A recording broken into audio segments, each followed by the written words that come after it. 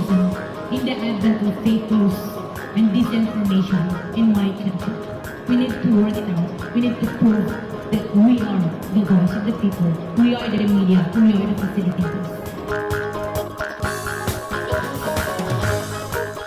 Aniya na ang mga balita nga nahagpat sa Newsline Philippines Information Center. Ako si Paul Palacio.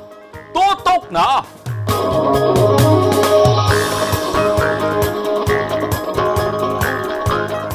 Sa mga headlines, House Bill 10554 nga nagtugod sa Davao Light and Power Company nga mosulod sa franchise area sa Nordeco. Gibasura ni President Marcos Jr. Bagong grupo sa MILF, mitumaw ug buot ilogon matud pa ang BARM government.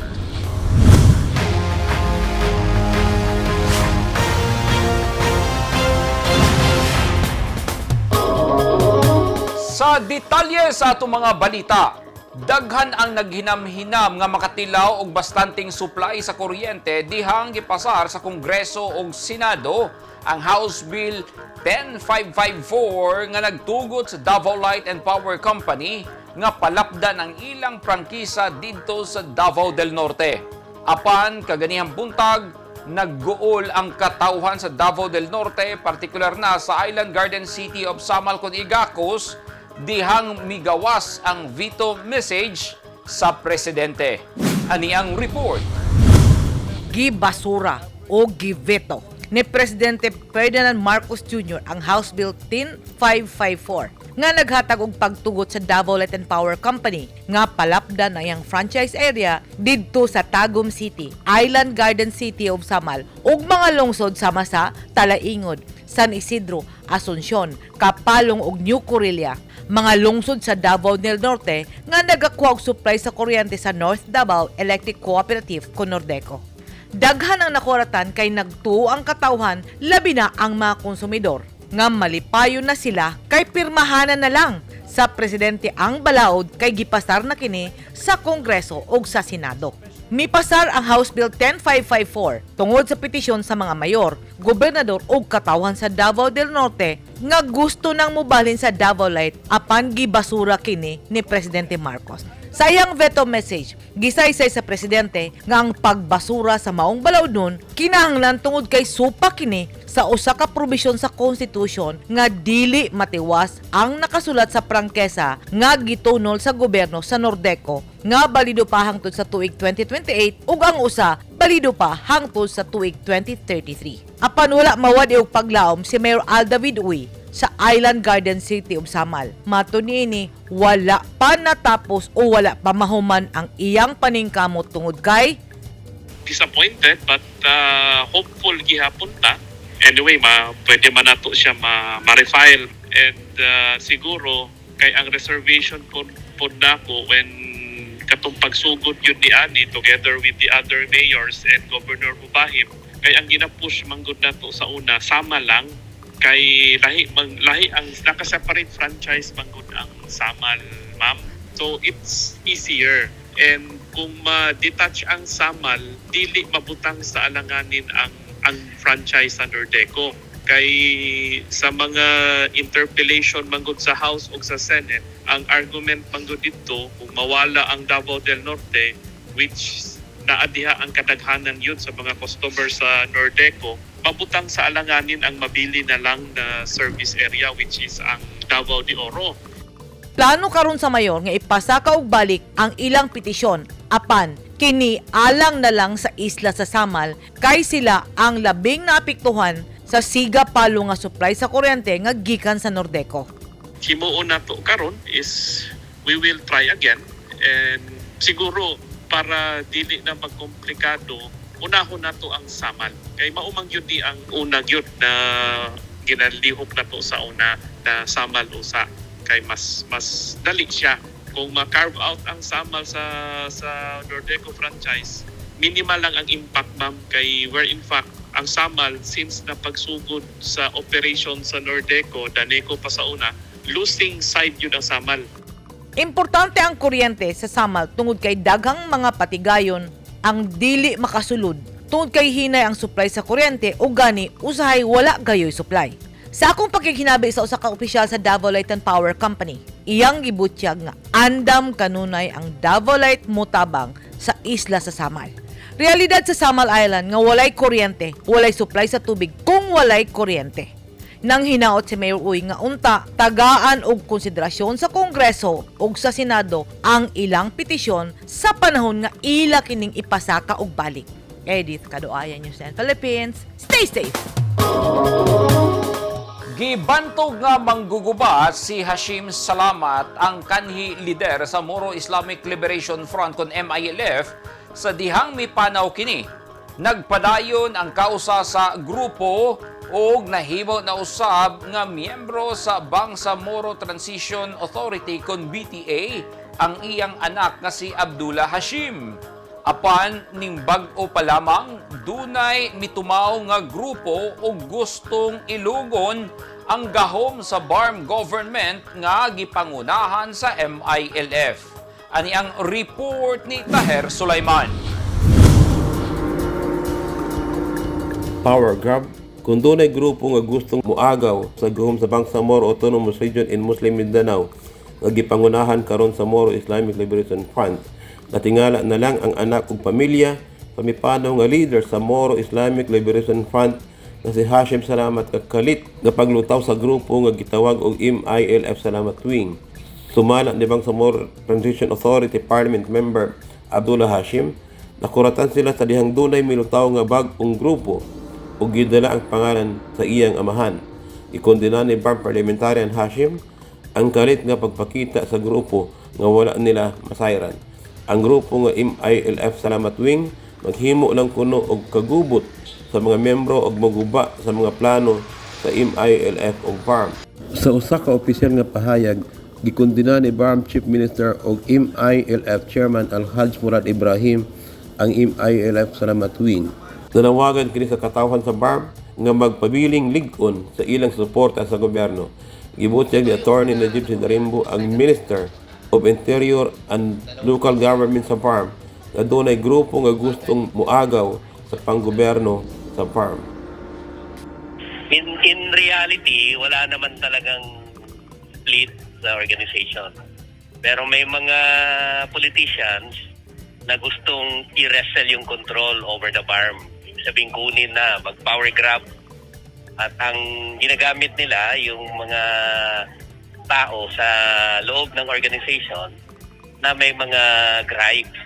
So, kaya kunwari merong ganyan na faction para ma-dismantle yung credibility ng organization. And then makapag-apply sila na sila na ang magpapatakbo ng BARM. So, yun ang tunay na kwento niyan. Wala nganlin ni Atty. Sindarimbo ang pangalan sa grupo apan iyang gisaysay. Sino ba, sir, ang grupo niyan behind it? Mga politicians sa Maguindanao. So how do we deal with it? So we will confront them. Kaya ho naglabas ng statement yung Central Committee para ma-expose yung mga tao na nagmamaniobra. Sa usa ka sulat pahayag nga gipagawa sa MILF Salamat Wing nga dunay petsa nga Hulyo 18, 2022 nga gipirmahan ni Sheikh Abdul Fattah Salih Dilna, ad hoc chair sa grupo, iyang gibutyag nga nagkadako na ang ilang grupo tungod og misuporta sila sa eleksyon ni President Ferdinand Marcos Jr. Sa sulat ni Dilna, iyang giangkon nga sila ang mga sinaligan ni kanhi MILF Chairman Salamat Hashim ug kini ipahimakak sa anak mismo ni Hashim Salamat. Kailangan natin talaga ma-expose na yung agenda nila. Kasi tinatago nila eh. So kung may mga misinformation na kinakalat, ganyan, kunwari merong Salamat faction alleging na yung grupo ay nakalinya doon sa dating chairman ng MILF. In reality, wala naman. Yung anak mismo ni Chairman Salamat nagsabi na hindi nila sinusupport yan at hindi niya gusto yung ginagamit yung pangalan ng father niya. Matod ni Atty. Sindarimbo, ang grupo gusto lang og gahom ug nanawagan kini sa tanang sakop sa BARM kay nagtuo sila nga ang pagpanerbisyo kwarta lang o gusto sa grupo sa taga Maguindanao nga ilahon ang liderato sa BARM. Gidugang ni Atty. Narimbo, ang grupo ni Dilna gisuspended sa ILF tungod kay iyang gipadagan ang iyang anak ug mayor ni adtong eleksyon ubos sa partido ni kanhi Sultan Kudarat Governor Suharto Teng Manguda dato. Deklaro ni Narimbo nga ang bag-ong grupo natukod tungod sa kahakog og gahom ug gusto lang agawon ang liderato sa farm. Matod sa anak ni Hashim Salamat, iyang babagan ang tanang lakang nga agawon kanila ang gahom tungod kay nasayod sila nga ang tinuod nga pagpanerbisyo ang ngayon ihatag sa katawhan sa Bangsamoro Region. Tahir Sulaiman, Newsline Philippines, Bangsamoro Region. Stay safe. Gikahinama na ang paghingpit sa nagpadayon nga underground cabling project sa Davao Light and Power Company sa Ramon Magsaysay Avenue ning syudad. Ang pagtrabaho sa proyekto ginahimo panahon sa kagabhion aron dili mabalda ang trabaho ug dagan sa trapiko. Ani ang report ni Eugene Hinutan. Lahos-lahos na ang pananaw sa mga tao nga walay makasagabal nga mga kable sa kuryente sa Claro M. Recto kung Claveria Street, Davao City. Kini tungod sa underground cabling system kung asa gilubong na ang tanang klase sa kuryente ug wala na magbitay sa poste. Ingon anis sab ang pasad sa bahin sa Magallanes ug San Pedro Street kay panglubong na sab ang mga wire padulong sa mga business establishments. Sa milabayng mga simana, gipangmarkahan sa DLPC ang mga kalsada sa syudad nga pangkabkabon alang sa ilang underground cabling project. Sama sa Ramon Magsaysay Avenue, makita nga doon na mga puting marka ang dalan nga ilang kaluton aron lubngan sa wire ingon man manhole installations. Sumala sa DLPC nga ang first phase sa proyekto magikan sa post office hangtod sa Suaso Street nga ilang gilaumang mahuman sa first quarter sa tuig 2024. Samta ang second phase sa proyekto sa nahabiling bahin sa Magsaysay Avenue gilaumang magsugod sa Hunyo tuig 2023 ug gilaumang matapos sa first quarter sa tuig 2025. Ang proyekto adunay koordinasyon sa City Hall, partikular sa City Engineers Office ug City Transport and Traffic Management Office kon City TMO. Sumala sa DLPC, alas 8 sa gabi hangtod alas 5 sa buntag ang trabaho sa proyekto aron dili makabalda sa dagan sa trapiko ug negosyo sa lugar. Ang Underground Distribution System Project nasubay sa Section 5 sa Davao City Ordinance No. 0152-17 Series of 2017 diin gimanduan ng tanang electric utility companies ug public telecommunication carriers servicing sa syudad lakip apan dili limitado sa ubang mga tawo sa pagtukod, pagmintinar, pag-instalar ug aerial wires and cables nga kinahanglan nga ibutang kining tanan ilawom sa yuta. Padayon sab ang DLPC sa ilang mga proyekto sa tibok stretch sa San Pedro din anaan na sa 70% nga kumpleto. Kahinumduman nga nakumpleto na sa DLPC ang ilang underground cabling activities sa CM Recto Street gikan kanto sa San Pedro Street hangtod sa kanto sa Ramon Magsaysay Avenue sa syudad niadtong Agosto tuig 2021. Kini na ang ikaduhang hugna sa underground cabling project sa Davao City din ang unang proyekto na implementa niadtong tuig 2016 palibot sa Davao City Hall ug sangguniang panlungsod. Eugene Hinutan, Newsline Philippines, Davao Region. Stay safe. Nagpalahi sa ilang diskarte ang mga pulis sa Ozamis City ug 102nd Regional Mobile Force Battalion 10 sa ilang selebrasyon sa 27th Police Community Relations Month kay girumbo gyud nila ang Muslim community sa Turtle Island aron magpahigayon og feeding program. Ani ang report ni Neptali Batulenyo. Buabot sa 70 ka mga bata sa Muslim community ang nagkapahimulo sa feeding program sa mga sakop sa 102nd Regional Mobile Force Battalion uban sa Ozamis City Police Station sa Turtle Island, Tinago, Ozamis City niadtong Hulyo 26. Kiniboy kabahin sa kasaulugan sa 27th Police Community Relations Month celebration sa Philippine National Police kadunay tema nga ugnayang pulisya at komunidad tungo sa mapayapa, maayos at maunlad na pamayanan. Gipahayag ni Mia Sani, ang presidente sa Ozamis City Muslim Association nga ang 70 ka mga batang Muslim na kadawat og school supplies ug pack lunch atol sa okasyon. Si Imam Ali Alimatar, ang representante sa Muslim community ngadto sa Advisory Council, nagkanayon nga ang kalihukan nga sama sa gihimo sa kapulisan mo'y magapawala sa kahadlok sa mga bata nga makakita og pulis. Iyang gidugang nga pinaagi nini masabtan sa kabataan nga ang kapulisan protektor og higala og dili angay kahadlukan. Gipasabot usab ni Patrolman Rino G. Florida ang representante sa PSMU nga napasayon ang nasangpit nga kalihukan pinagi sa hugot nga suporta sa mga opisyales og sa mga sakop sa Advisory Council sa 1OOC kan RMFB 10. Gawas nga sila nag-amot og kantidad para sa ipalit og school supplies o pagkaon, may pipila usab ka mga individual ang mitabang. Una na nga gipasabot ni 1OOC kan Advisory Council Chairman Michael Amores nga dili lamang sugyot ang ihatag sa Advisory Council ngadto sa kapulisan, kundi butabang usab sa kalihukan nga masuod ang kapulisan ug ang katawhan sama sa gihimo nga feeding program ilabi na sa mga igsoong Muslim. Niini mapasalamaton na maginikanan sa mga bata nga napili sila nga modawat sa maong school supplies kay magamit kini sa kabataan para sa face-to-face classes ning pagbukas sa klase karong Agosto. Mapasalamaton usab ang grupo ngadto sa konsiho sa Barangay Tinago ubos sa liderato ni Barangay Captain Ricky Fuentes sa pag-uyon nga mapahigayon ang kalihukan. Si 1OOC kan RMFB 10 Company Commander Police Captain Ayman Kusayma Pagayawan Pantaran mapasalamaton usab sa inisyatibo sa Advisory Council nga dili lang panahon og sugyot ang gipaabot sa ilang hutong kundi apil na ang unsay nag-unang gikinahanglan sa kapulisan aron mapasayon ang paghatod og serbisyo sa katawhan sa natad sa pamulis. Kahinumduman nga daghan pang kalihukan ang gihanay sa Advisory Council pahaom sa Patrol Plan 2030 isip suporta sa 1OOC kan RMFB nga may jurisdiksyon sa tibok probinsya sa Misamis Occidental. Neptali Batolino, Newsline Philippines, Province of Misamis Occidental. Stay safe. Gisiguro sa City Disaster Risk Reduction and Management Council Valencia, Bukidnon nga andam permi ang ilang mga residente bisan unsang hagit sa kalamidad nga moabot kanila. Gipakita sa upat ka mga barangay sa Valencia ang ilang kahana sa pagresponde atol sa gihimong simultaneous flood drill.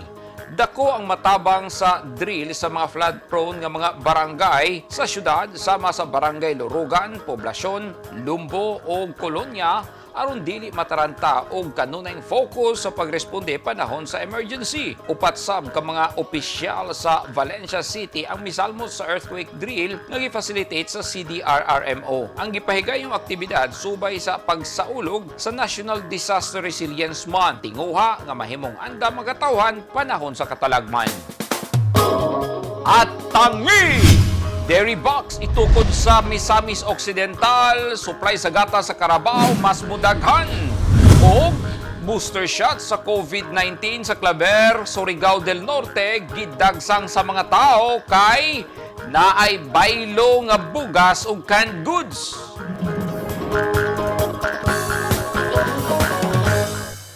Ang mga taong dunay mga ginahambin nga mga grabing mga balatian o comorbidity, hilabi na ang mga senior citizens, sila ang mas delikado nga maigo sa coronavirus disease COVID-19. Busa dubling pag-amping ang himuon og tambali ang mga ginahambin nga mga sakit. Ang pagtumar sa Bilonga Gold Herbal Capsule is a food supplement makatabang aron mapunggan nga musamot ang mga balatian. Turmeric o luyang dilaw ang nag-unang sagol sa Bilonga Gold. Gisagulan og sodium ascorbate o vitamin C aron mas mulig-on ang immune system. Ang Bilonga Gold Herbal Capsule mapalit sa mga butika.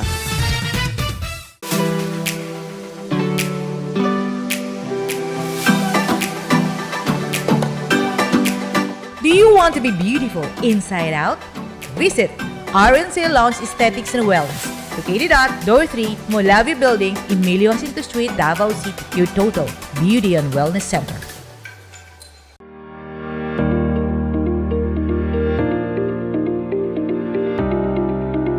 Enroll now at Lyceum Philippines University Davao Campus.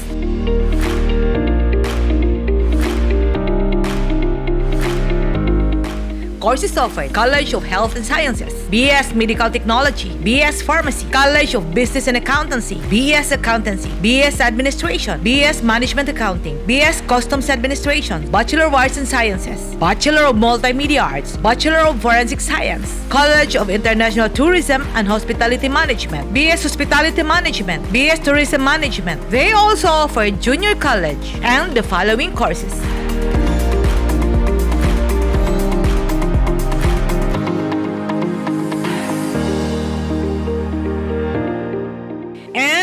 Davao. LPU Davao offers Air Academy drone flight training program. Choose to take the lead. Choose LPU Davao. Enroll now.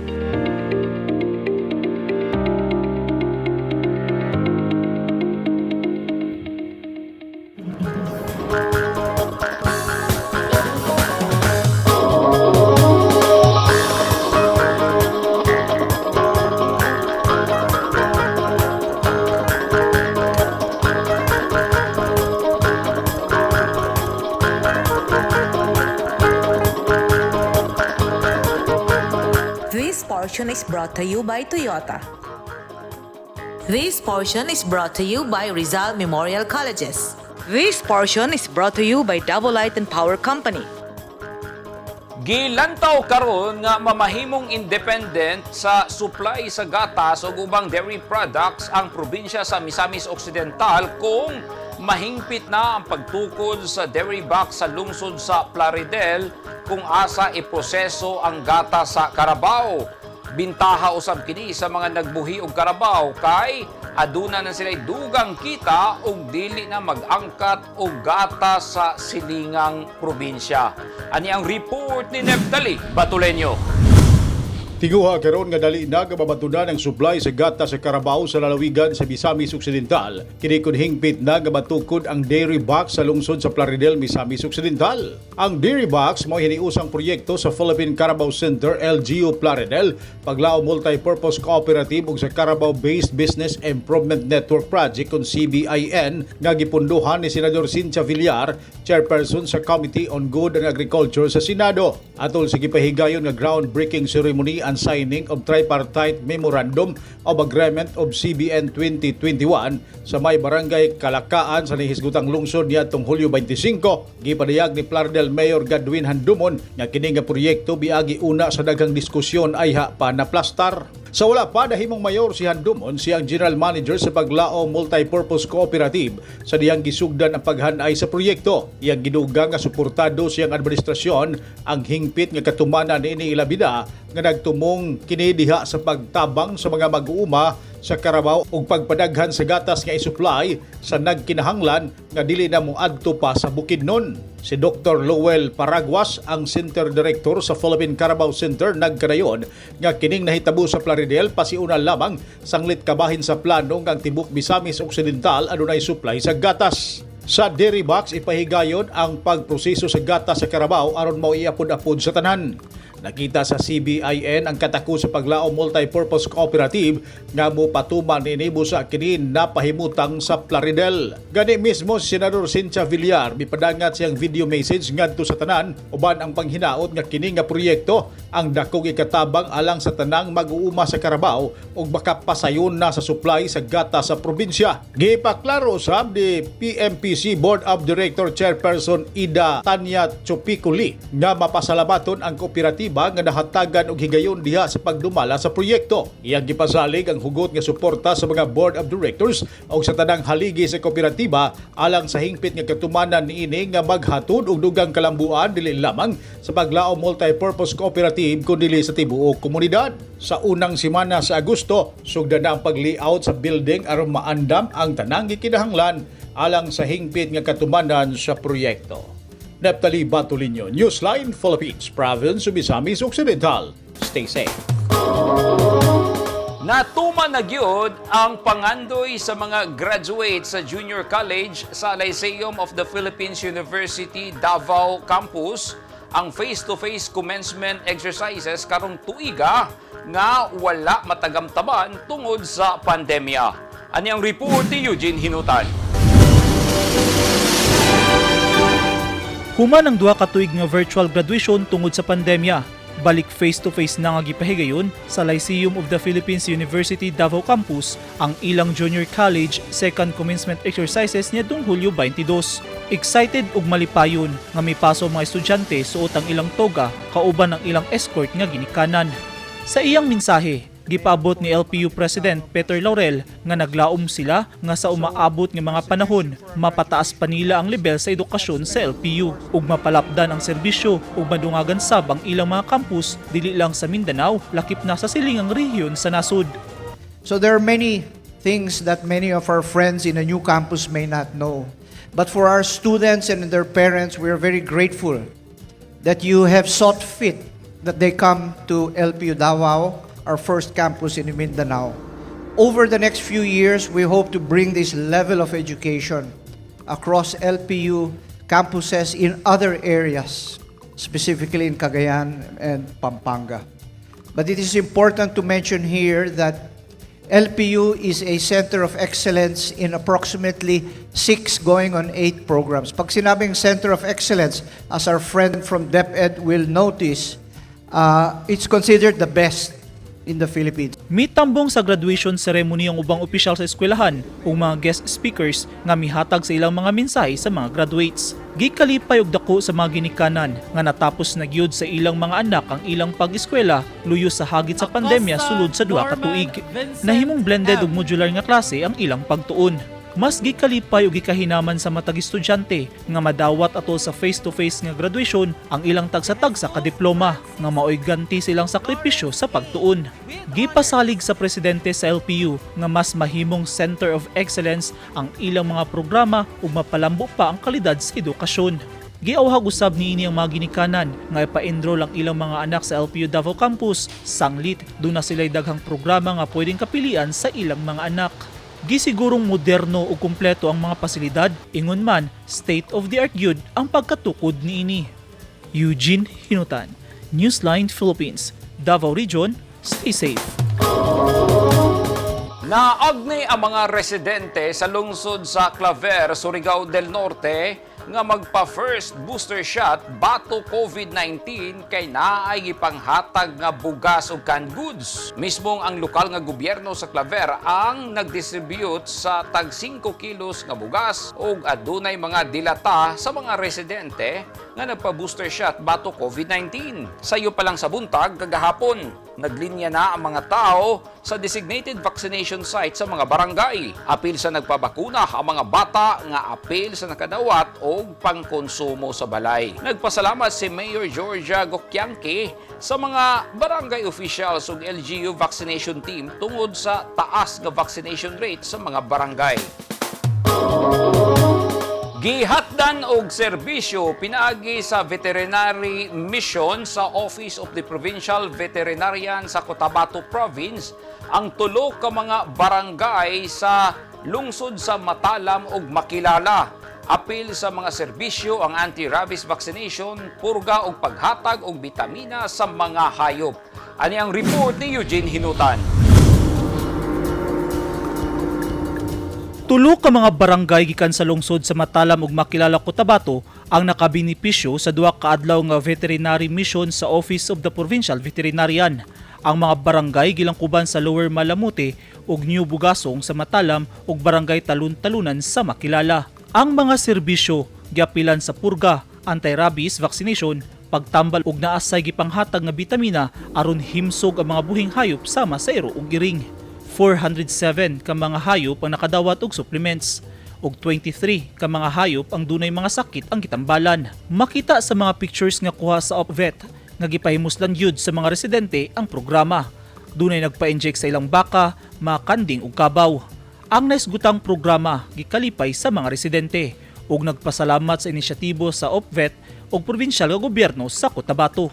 Sumala kang OpVet head Dr. Rufino Soropia, usa ang veterinary mission sa mga programa nga gusto pakusgan sa administrasyon ni Cotabato Governor Emilio Talenio Mendoza. Tinguhan niini nga maprotektahan ang mga domestic ug farm animals sa probinsya batok sa mga makatakod ug makamatay nga sakit sa hayop nga posible sab makaapekto sa tawo. Eugene Hinutan, Newsline Philippines. Stay safe.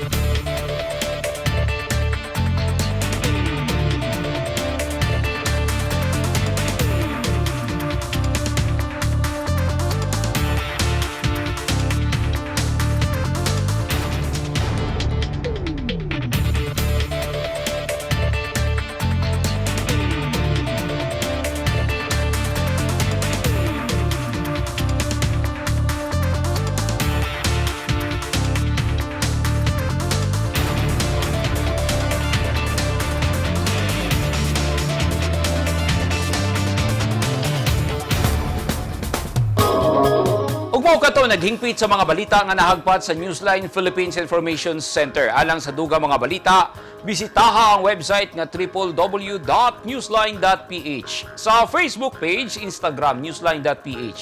O sa Twitter, Newsline.ph.